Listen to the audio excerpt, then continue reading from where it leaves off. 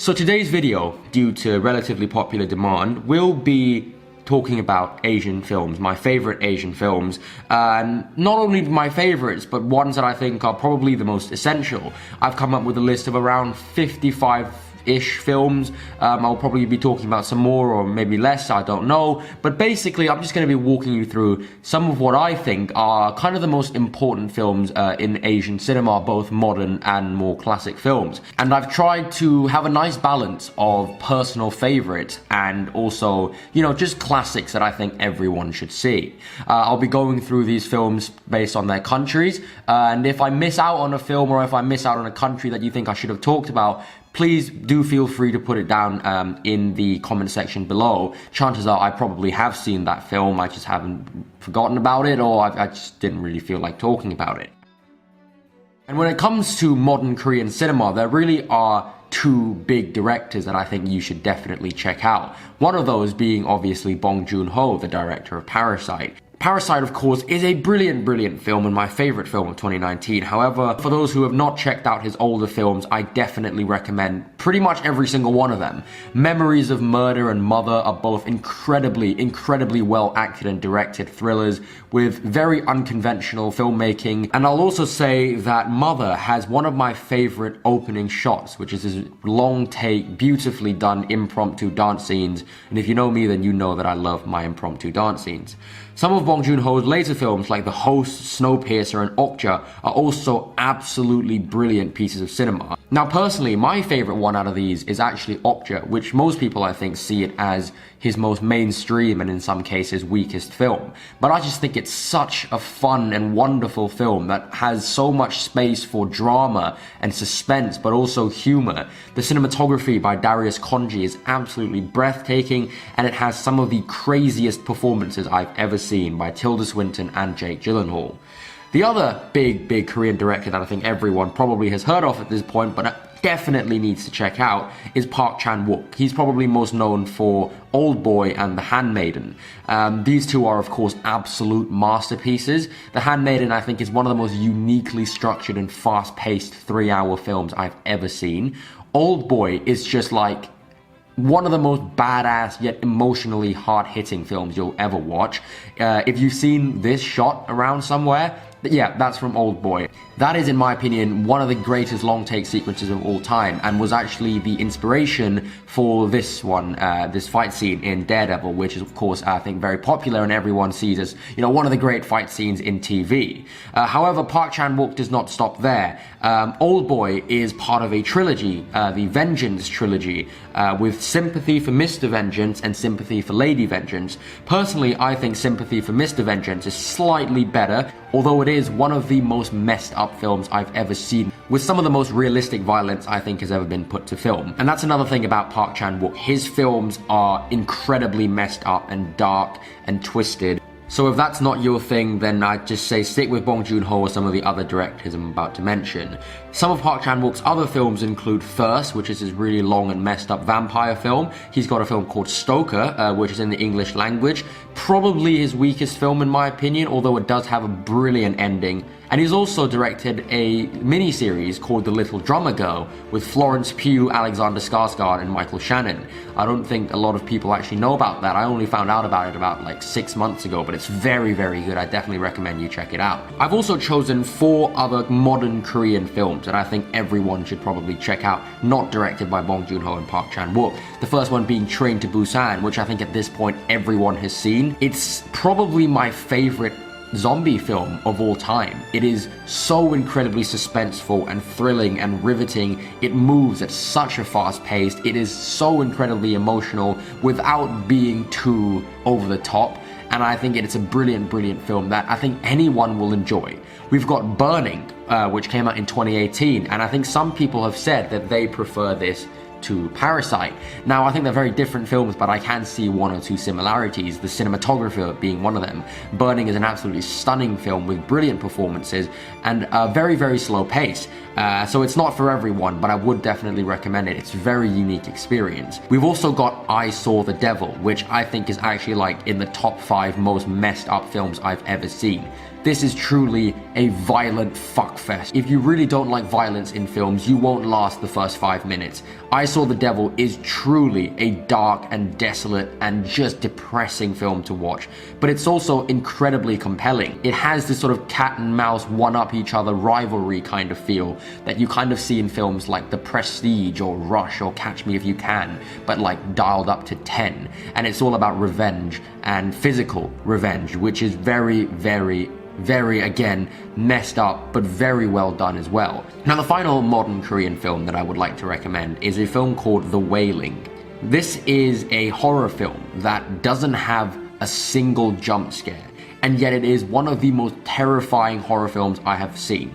And one of the things I really enjoy and appreciate it about The Wailing is the fact that it's ambiguous when it needs to be and completely upfront and in your face when it needs to be. Because a lot of horror films recently, and some of my favorite horror films like Hereditary or The Witch or It Follows, kind of end with an ambiguous note. You don't really know what's going on, and you're not really sure if there was a ghost or if there wasn't a ghost, but there probably is a ghost, but it might just be like evil people or a cult or something.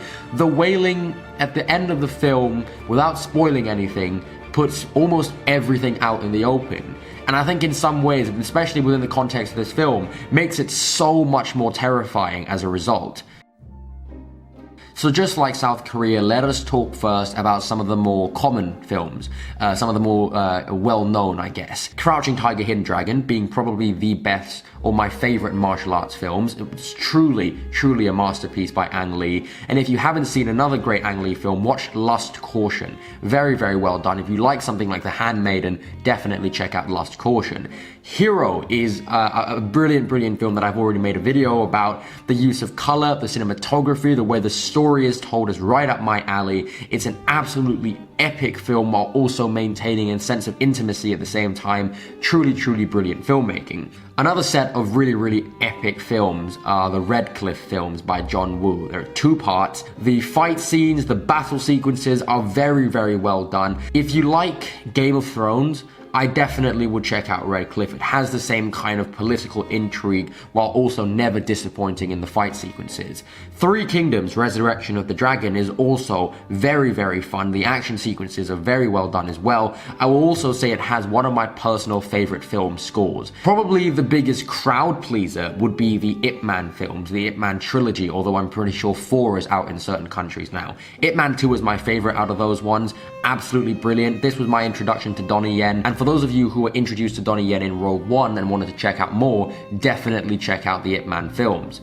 Another film that is actually based on Ip Man's life, because he was a real person, is The Grandmaster by Wong Kar-wai. Visually, this is far more impressive than the Donnie Yen ones. However, story, the action, I think is not quite as interesting, but it is an absolute feast for the eye, so I would definitely check it out if you like that kind of visuals. Speaking of Wong Kar-wai, he is probably my favorite Asian director and has made some of my favorite films of all time, from 2046 to Chungking Express to Happy Together and Fallen Angels.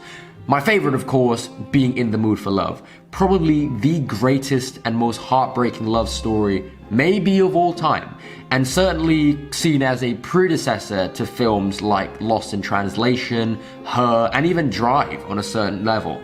It has some of the best performances, some of the best writing, and the visuals are just breathtaking. A couple more Hong Kong film recommendations are Infernal Affairs, which is the original version of The Departed. The Departed was based off of Infernal Affairs. We've got John Woo's Hard Boiled, which is one of the most badass action films ever made. We've got the Police Story trilogy, definitely some of Jackie Chan's best films. And if you want to check out some Bruce Lee stuff, Enter the Dragon is pretty good, although I think Fists of Fury is my favorite one and has the best action.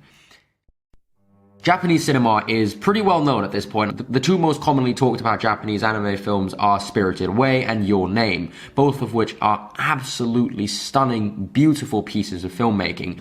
However, my favorite film from Hayao Miyazaki and Studio Ghibli is The Princess Mononoke. It's a very fun adventure with very iconic moments and vibrant characters that I think everyone will enjoy. And then if you want to go for something a little bit more adult, I would definitely check out Perfect Blue. The best way for me to describe Perfect Blue, I guess, is that Darren Aronofsky likes it so much that he bought the rights to the film in order to recreate one of the shots in Requiem for a Dream. Now, when it comes to older classic samurai films from Akira Kurosawa, Seven Samurai and Yojimbo are probably the two most talked about. They're very, very different, but also have been very, very influential to the Western genre, with Seven Samurai serving as big inspiration to the Magnificent Seven, and A Fistful of Dollars being basically a direct remake of Yojimbo. Rashomon is another brilliant one with great use of ambiguity and sort of multiple perspective storytelling. Ran, I would say, is Kurosawa's best looking film. His use of color in that is just truly astounding. In my opinion, Kagemusha has the most interesting plot and protagonist, while Ikiru is probably Kurosawa's most small, intimate, and heartfelt film. I'm going to recommend two more brilliant Japanese classics. Tokyo Story, which I think is Ozu's best film, and the most beautiful film shot in the black and white sort of 4:3 sort of box aspect ratio, kind of joint with Ingmar Bergman's Persona, another absolutely brilliant film. And Harakiri, which is this incredibly long samurai epic, while also serving as kind of an anti-samurai film. There's this sort of standoff at the end of Harakiri, which I think makes it one of, if not the best looking black and white film shot in the widescreen format, probably joint with Billy Wilder's The Apartment. And then when it comes to slightly more modern Japanese films, Battle Royale is definitely one that comes to mind. Things like Hunger Games, PUBG, and Fortnite are all based off of Battle Royale, and I also think that Battle Royale might actually be Quentin Tarantino's favorite film of all time. So if you like Tarantino, then definitely check out Battle Royale. And then when it comes to modern samurai films, there really only are two that come to mind for me that are worthy of recommendation, both from the same director, Takashi Miike. 13 Assassins is brilliant, very violent, but incredibly beautifully shot, and I think has the longest, or the third longest, or something like that, one of the longest ending fight scenes in a film, definitely up there with Helm's Deep and the Battle of Winterfell. And then you've got Blade of the Immortal, which I don't think is quite as good, but is more visually interesting. I'd definitely say it's kind of like a Japanese version of The Witcher, basically. So if you like the new Witcher series, definitely check out Blade of the Immortal. Now, when it comes to Indonesian cinema, pretty much everyone instantly gravitates to the raid films. Very understandable, obviously, but I definitely like to recommend films like Merantau, which was Gareth Evans' first film, but also The Night Comes For Us, which I think many people can sort of interpret as basically the spiritual third film in the Raid trilogy. But those two Raid films, if you haven't seen them, really are some of the best action films ever made. For me, The Raid is in like the top 10 best set in one location films. The Raid 2 is very different though. Although the action is definitely just as good as, if not better, it has more of a story, it's much longer, it has more characters. Gareth Evans said that it was very much inspired by films like The Godfather and Goodfellas, and I can definitely see that. So to conclude my little tour through Asian cinema, I know I've missed out quite a few countries. Again, if you think I've missed out a certain film or a certain country, please do put them down in the comment section below. But I thought I'd conclude close to home, because I don't often get a chance to talk about Thai films in my channel, and despite the fact that I don't love most of them, I will say that we do make some pretty damn decent films. The first one that comes to mind, I think, for most Thai people my age, is Bad Genius. This is like that one Thai film that every person has seen, even if they don't watch films. It's very over the top, and once you accept that it's very over the top, I think you're going to really enjoy it. It's very intelligently written, the acting is brilliant, there has been genuine thought put into the direction of the film, it's brilliantly shot, and I actually think it has a very sort of like Fincher-esque feel to it. There are actually sequences in this film that remind me of some of the stuff Fincher did with Social Network. The editing is also just incredible. I will say the one thing I really don't like about Bad Genius are the sort of casting of the non-Thai actors, because, you know, like there's this one guy who is sort of like the villain of the second half, and I'm pretty sure that character is meant to be Australian. But he basically sounds like Arnold Schwarzenegger as the Terminator. So, I mean, like, yeah, I'm just going to leave it at that. And then you've got, like, the early to mid-2000s action films with Tony Jaa, like Ong Bak and The Protector, and also Chocolate, which is also a really good film. Again, these films have a very over-the-top story. I think that's one of the things you have to kind of come to terms with when it comes to Thai cinema. Most of the stories are very over the top in the way they're presented, very over the top. But yeah, they're very good films. The fighting, the action sequences are very fun and also quite funny as well. They find ways to kind of incorporate visual humor into the action, which I think is definitely a plus for me. Now, for those of you who are really into indie international cinema, I'm sure you've already come across Uncle Bun Me, which is one of the most kind of highly regarded Thai films. It won the Palme d'Or at Cannes, was the first Thai film, I think, to ever do so, and it's pretty good. It's pretty interesting. It's unique for sure. I think this director has a very, very a unique style, and a style that almost makes his films feel more like sort of moving image art pieces more than sort of narrative films that you would see in a cinema. And this is very much on display in his latest film, Symmetry of Splendor. I also do believe that he is currently doing a film with Tilda Swinton that is meant to be coming out this year. So yeah, guys, that was my little tour through Asian films and Asian cinema.